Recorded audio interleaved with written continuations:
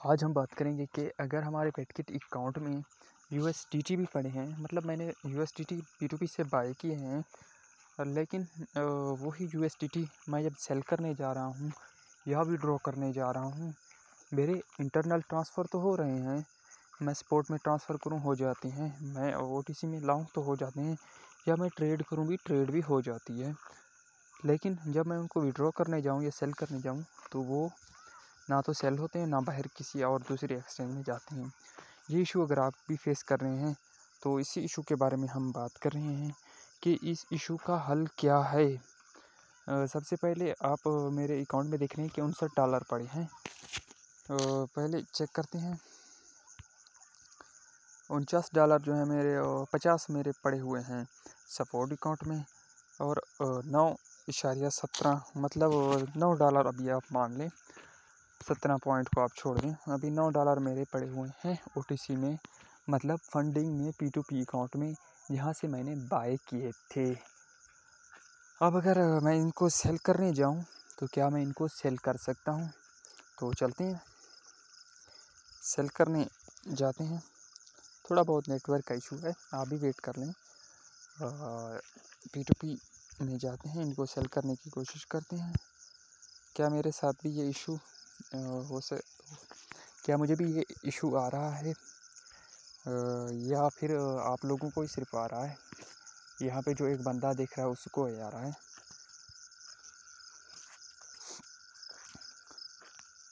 अभी P2P में गए हैं हम, अभी सेल में मैं जाता हूँ। अभी यहाँ पे मैं सेल पे जाता हूँ। चलो ये तो ऑफलाइन है, भाड़ में जाए, ये तो ऑनलाइन है ना। अभी देखिए, मेरे पास कितने $9 पड़े थे ओटीसी में। यहाँ पे मुझे $3.5 के करीब दिखाई दे रहा है कि आपका अवेलेबल बैलेंस है, कि आप इतने ही सेल कर सकते हैं। इस बारे में मैंने कस्टमर सपोर्ट से भी बात की थी, मैं वो आपको दिखा देता हूँ।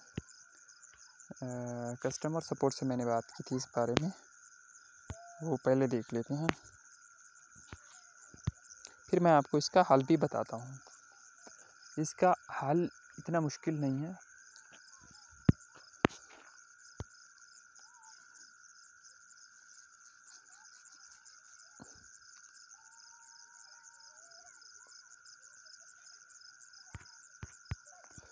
ये देखिए, मैंने इनको दिखाया है कि ये चीज़ मैं फेस कर रहा हूँ।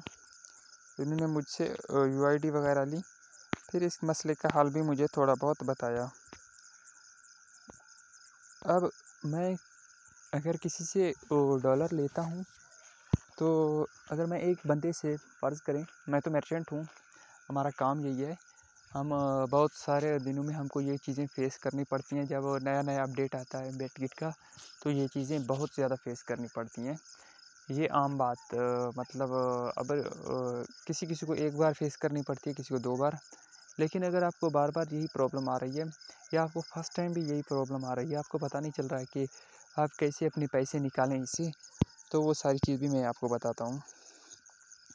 अभी क्या है कि हम इसको सेल कैसे करेंगे, यही बात चल रही है ना।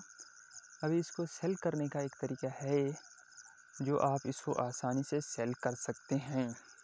उससे पहले सेल करने से पहले भाई की तरफ से भाई समझ के आप मुझे सपोर्ट करने के लिए यूट्यूब चैनल को सब्सक्राइब कर लें। मैं आपको इसका हल एक मतलब सेकंड में बता सकता हूँ, आपकी परेशानी ख़त्म हो जाएगी। आप सबसे पहले सब्सक्राइब ज़रूर कर लें। गाली वाली नहीं देना, मैं अगर आप बोल रहा हूँ आपको, आप सब्सक्राइब कर लें, तो आप बोलेंगे चल भाई मैंने सब्सक्राइब नहीं करना, तू हल बता। ये बात अच्छी नहीं है जानी, आपने सब्सक्राइब कर लेना है। और अभी इसको सेल करने का तरीका क्या है, P2P पे जाते हैं दोबारा।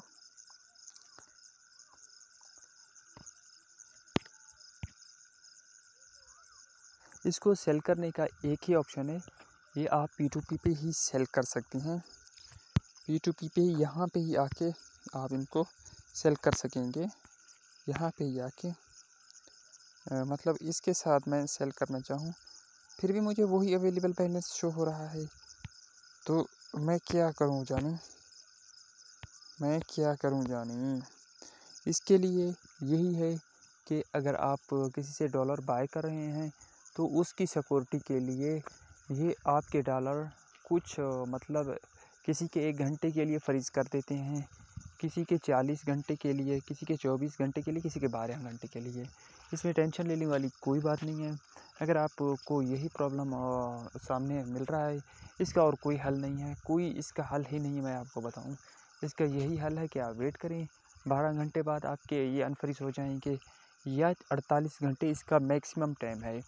मिनिमम टाइम जो कम से कम है इसका वो है 60 मिनट, सॉरी 1 घंटा। जो ज़्यादा से ज़्यादा टाइम है इसका 48 घंटे यानी 2 दिन। लेकिन अक्सर ये 12 घंटों में हर किसी का सॉल्व हो जाता है मसला। फ़िलहाल तक इतना ही। चैनल को सब्सक्राइब कर लें। अल्लाह हाफ़िज़।